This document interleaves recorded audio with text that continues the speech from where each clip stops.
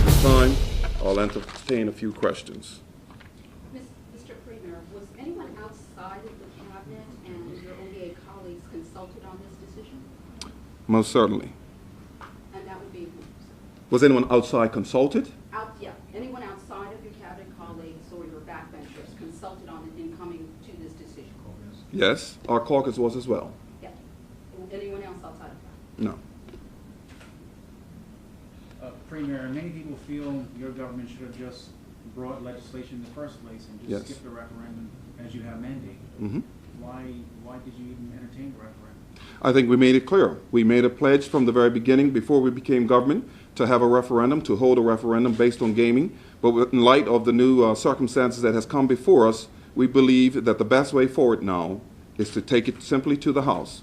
Let our parliamentarians speak to the issue of gaming, and we can debate it in the House. Do you have people waiting in the wings for a decision like this, who are waiting for the referendum decision? Now we'll have this decision. Will it move their plans forward? Most certainly. Throughout this whole process, throughout the last 11 months of us being government, we have found that there are many at the table, as we speak, ready to get infrastructure building going. You must understand that there are two facets of this government that wants to move forward, and that is we're looking for foreign direct investment into infrastructure. That is getting hotels built. That is getting hotels renovated and filled up, concerning our tourism product. And what has transpired from the meetings that we have had, there are many who want to move forward in building the wonderful hotels that we want to see, and they have money available to make that happen. And so we know that adding the caveat of gaming to that will offer hotels and infrastructure to start building soon. And I think we have to be very, very clear, and I want you all to understand that if you just simply take a look at some of the construction projects that are going on now, we have the hospital really and truly about to come to end by summertime of 2014. There's nothing else on the tables. And we can no longer continue to wait and wait and wait. We must move. And by holding gaming legislation in the House of Assembly, we move the process closer to getting a shovel into the ground. Mr. Premier, has the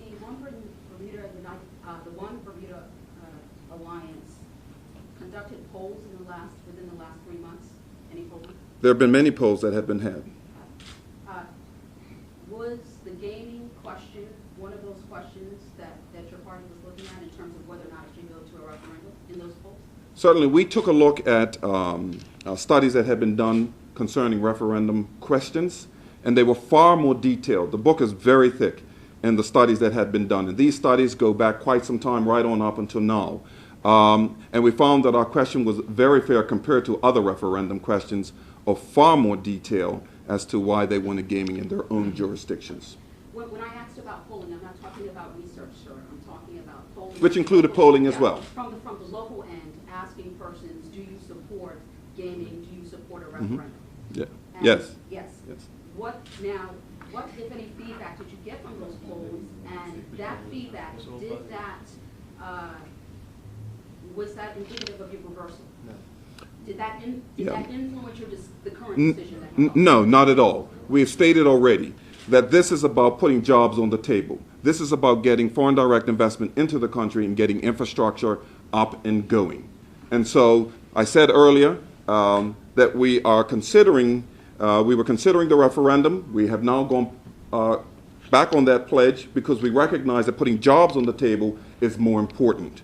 And so we're going to move forward with having it in the House of Assembly, and all House of Parliament members will vote on it. Are you at liberty to say, in reference to the polling that I'm talking about, are you at liberty to say what the public reaction was in reference to the question of referendum?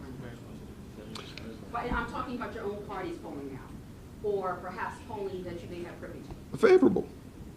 That was in favor, that the general public was in favor of going to a referendum. Yes. No. In favor of gaming. Oh, in favor of gaming, yeah. No, I'm asking specifically about, if you understand my question, Yes. I'm asking Well, I was specifically about the public, their views on going to a referendum on this particular issue. Yeah, going to referendum, we saw, as far as the polls are concerned, it was a 50-50. You had 51% to 49. It was in that area, 50-50. As far as support of gaming in Bermuda, it was in the 69th percentile. Yeah, Premier, I'm trying to understand or trying to find out, what do you say to the opponents of gaming, particularly BEST? They put out a detailed study, we would call, basically in so many words, warning legalized gaming could lead to the opening of Pandora's box, increased crime, et cetera, possible prostitution. And they said there's no evidence that it increased jobs necessarily in our Caribbean competitors. So what's your response to that? All of the studies that we have are contrary to that. We've taken a look at many jurisdictions, and the studies that have come back to us have been very clear that it does not increase the crime rate of jurisdictions. And so I know that many people have concerns, and so they can petition their parliamentarians, their MPs, and their constituencies, and go that route. Thank you very much, everyone.